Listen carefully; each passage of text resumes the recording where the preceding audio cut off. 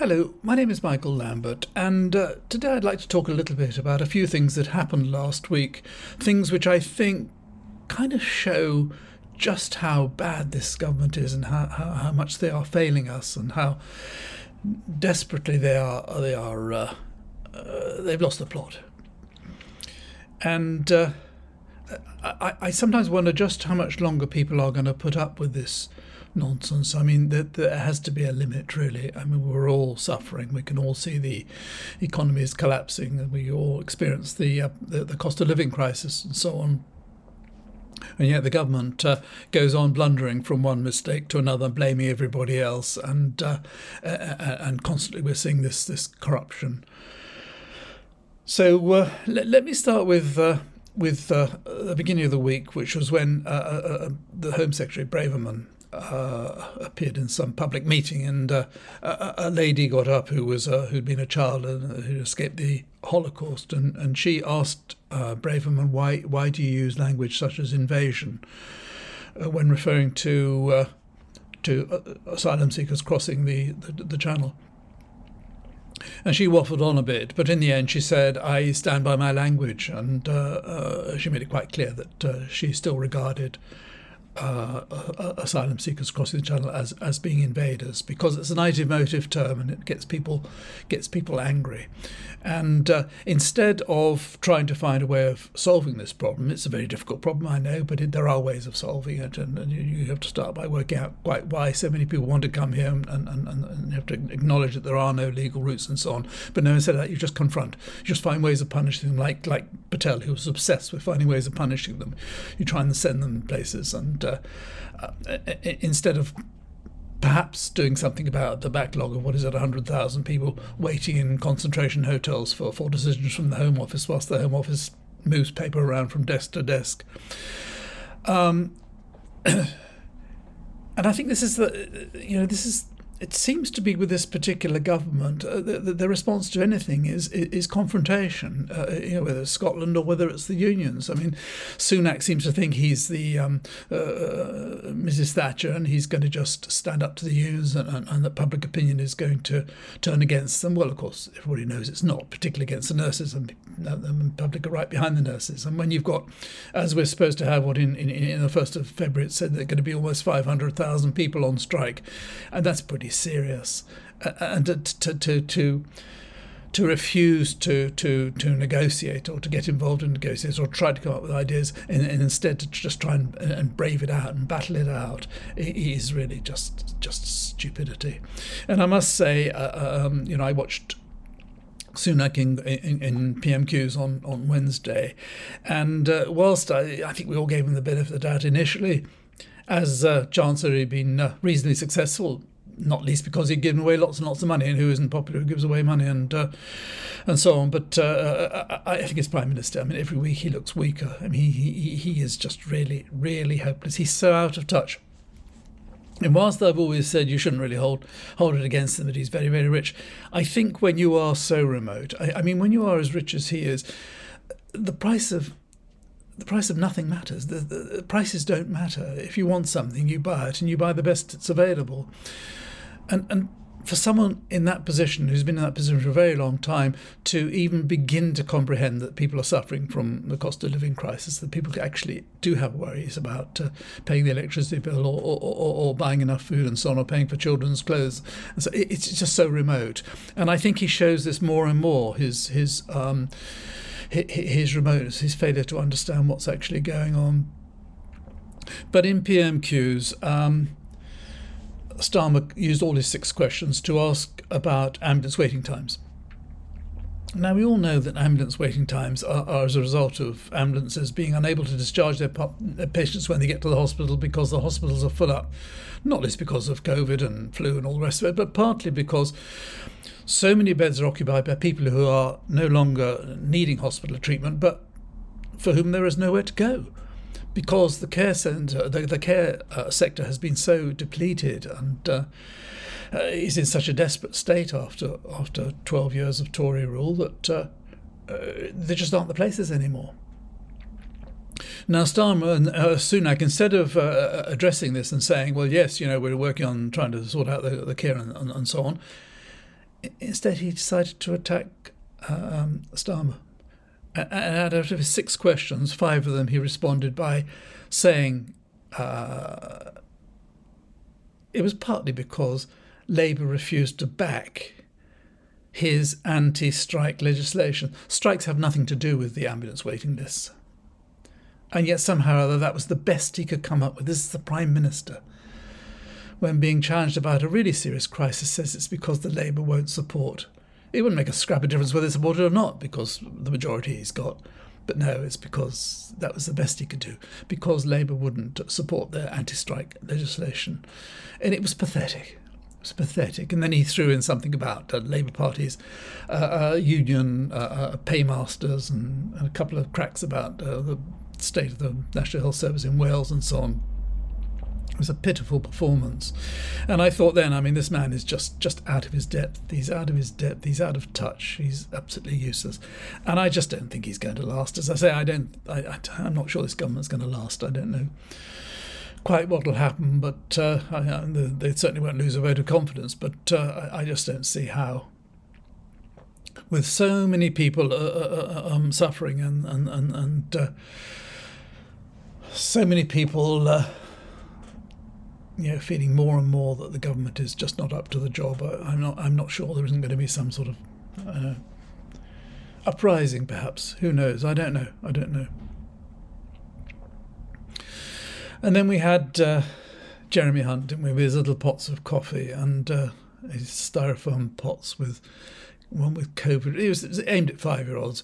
One with COVID on it, and one with Putin written on it. And this was to explain to us what, how prices have gone up and what inflation is all about. No mention of Brexit whatsoever. No cups of Brexit written on it. And I thought there again, I mean, how can you patronise people with this ridiculous, childish nonsense? Then we had Sunak again showing us all how he's totally out of touch, taking that huge, great plane from London up to Blackpool, and then from Blackpool, I think he went to Hartlepool or Teesside, didn't he? And then back again, extremely expensive, very bad for the environment, great big plane. Well, one man, all he went up there really for was to go to Red Bull seats, because it's in the Conservative interest to try and keep them sweet. So he went to on what in fact was a Conservative Party promotional campaign, which was all that levelling up he was supposed to be, costing all that money, and all that became famous for was the famous film we've all now seen on Twitter and everywhere else of him driving along or sat in the back of a car without a seatbelt on, for which he's going to get fined, isn't it? And you think, how out of touch can you be? I mean, how badly advised can you be? How hopeless, really hopeless can you be? But the big story last week, as far as I was concerned, was Nadhim Zahawi. Now, Nadhim Zahawi he's the chairman of the Conservative Party. He was Chancellor Exchequer very briefly. He'd been made Chancellor Exchequer by Boris Johnson when Sunak resigned. Despite the fact that Johnson had been warned that his tax affairs were under investigation, but nonetheless he was made Chancellor very briefly by Boris Johnson. Now, we all have this ability to judge people. We have this subconscious ability to judge people's character from their faces. Whenever we meet somebody, we immediately figuring out, is this somebody I like, somebody I don't like, is somebody nice, somebody's not nice, somebody I can trust, somebody I don't trust. And speaking personally, it's only my view, it's other people may have completely different views, but I've always, every time I've seen Zahawi from the very beginning, I've just thought, I just don't trust this guy. He's just something shifty about him. He's got an atmosphere about him to me that I wouldn't trust him an inch. And he's the guy who claimed £7,500 for an electricity bill, part of which was for heating his stables a few years ago. A terrible mistake, of course. He didn't realise that the claim he put in actually included his stables, and of course he was let off. I had to pay the money back, but he was let off. Now, if you or I claimed £7,500 from the government, which we were not entitled to, I think you find we'd soon sue me in court, and we'd be paying a big fine. We might even get a suspended sentence for that amount of money. but he was an MP or a minister. I'm not sure he was a minister by that time, but anyway, he was an MP, and so he said he was sorry, and it was fine. Now he's always going on about how he came to this country and how grateful he is to this country for all it's done for him. He came apparently at the age of 11, not speaking a word of English and so on, and the country's given him great opportunities, whereby he's become very, very rich. He's now a big property owner, supposed to be worth £100 million. And he also is famous for having started, with someone else, YouGov, the famous polling company. Now, when YouGov was formed, there were three partners actually, but Zahawi was one, and he had 42.5%, and he had another partner for 42.5%, and there was a third guy who had 15%. However, Nadim's shares were never in his name. No, he didn't put them in his name. He put them in the name of a company called Bolshoi Investments, and they owned his shares, and this Bolshoi Investments was a trust, and the trustees who, once you put money in the trust, you've no longer got any control over it. It's all the trustees who are in control of the money. The trustees were his parents, and this Bolshoi Investments was actually located in Gibraltar, the well-known tax haven of Gibraltar,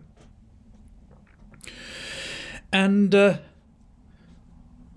So his parents, who were non-doms, of course, didn't have to pay any tax, and whatever money was received by Bolshoi Investments wasn't taxed.